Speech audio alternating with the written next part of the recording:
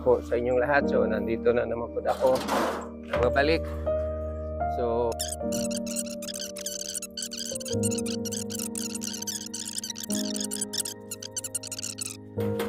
tapos na ako magwalis dito sa aming paligid, sa aming kapaligiran.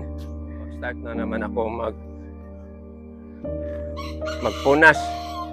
So may itong motor na, yung motor namin dito, may kanya-kanya silang sariling pangpunas. So may towel. So itong flex namin yung towel niya. So ito gagamitin ko sa yung mga soap na area, yung like yung sa dito sa parang dashboard, yung nakalagay yung speedometer, tapos yung sa headlight.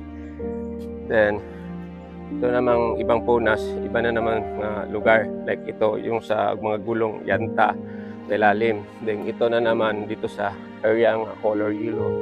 So maraming punas. At sa pa mayroon din ako dito toothbrush, sa gulong din yan. So ganyan kami grabe mag-alaga ng aming motorsiklo. So itabi ko muna itong tuwalya, baka madumihan. So start muna tayo dito sa baba. So siyempre matanda na tayo, kailangan tayong makaupo kasi mahirap na mabibent itong tuhod ko, gulang na.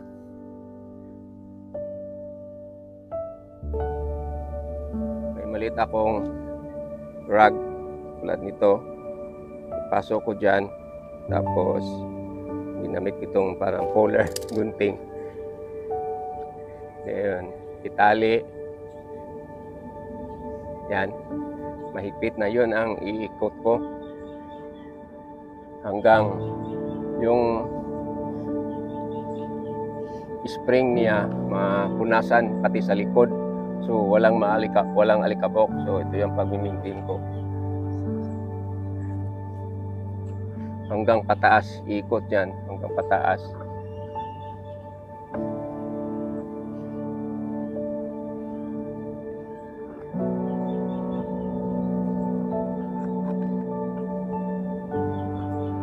Kaya itong shock ng aming motorsiklo, walang alikabok yung shock niya. Kasi pag punasan mo lang ito sa labas, ang mangyayari sa labas lang ang malilinis, yung spring sa bandang likurang side is hindi matanggal yung alikabok. So may tabo na mudukot o iyang hugaw, di na matangtang. So ganito yung paglinis. Yung rag iniikot, tinali ko tapos iniikot hanggang sa taas, then balik na naman kung hanggang saan gustong matapos. So, pagdating ko ito sa gitna, tatanggalin ko ito.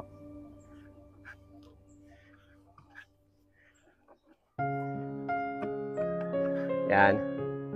So after tapos na, so malinis na siya. Then tapos naman, ito na namang sa gitna.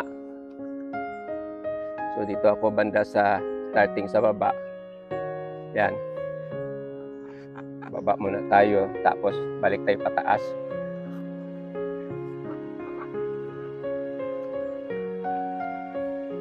So itong kanina yung spring ko ang linilinis ko.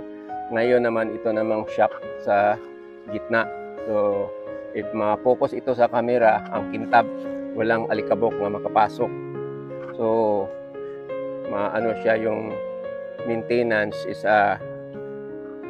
magtawag yun, matagal masira kasi hindi magkakalawang itong shock niya sa gitna. Kung tignan mo ito sa camera, ng palapitan ko, mai-focus ko pala, grabe ang kintab niya hanggang sa taas.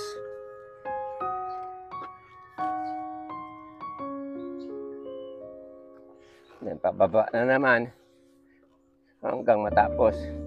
So yan na. So grabe ang kintab. And after that, kung sinabi ko na sa inyo yung ito, dito na ako magpuna sa labas. So kung tingnan mo itong shock ko, parang brand new pa. Laging brand new pa, laging tingnan. So natapos ko na nalinis yan itong isang motorsiklo namin. Lilipat naman ako sa kabila na motorsiklo. Ito na namang isa ang linilinisan ko. So may kanya-kanya silang pangpunas. So although may kalumaan na itong isa, pero mininintin pa rin namin. So at ito na naman. So ito ang importante nitong isang motorsiklo namin kasi hindi alloy itong frame niya. So kailangan mo pupunasan. So ganito ako maglinis. Ko talaga yung isa-isahin, tapos although kinakalawang na itong mga spoke, punasan ko rin sila isa-isa. Kahit medyo kinakalawang na, isa kintab pa ng kaunti. Tingnan.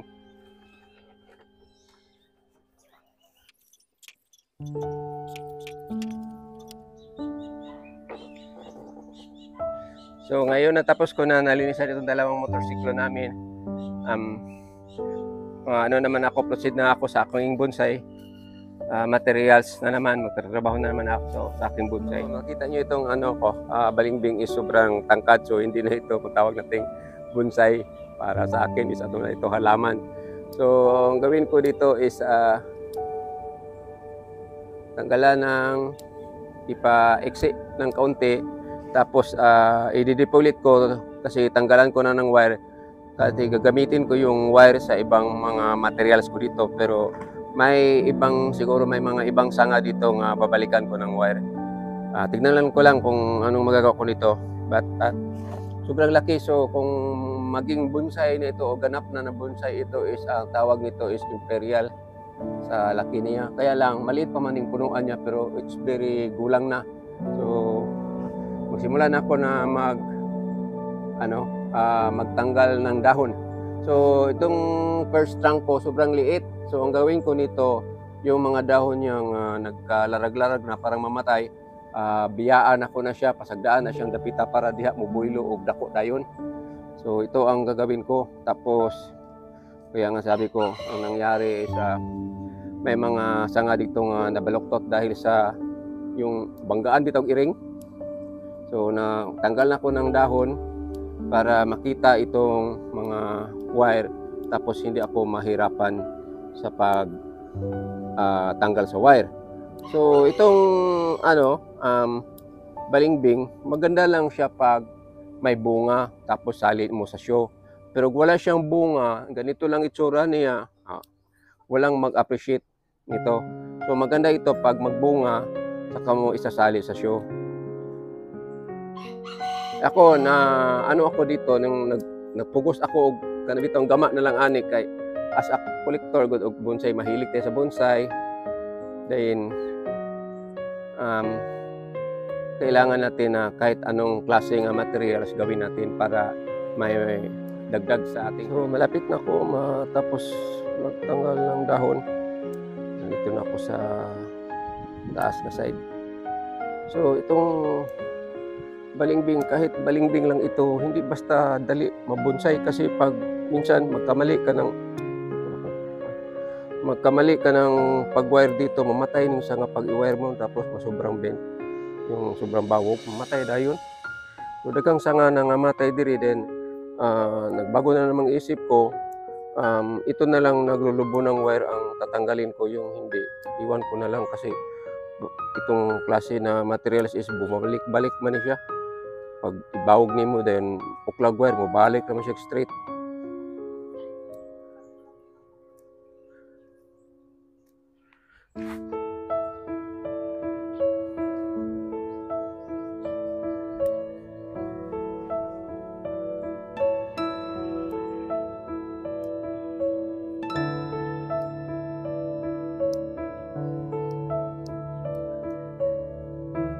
So ito na, natapos ko na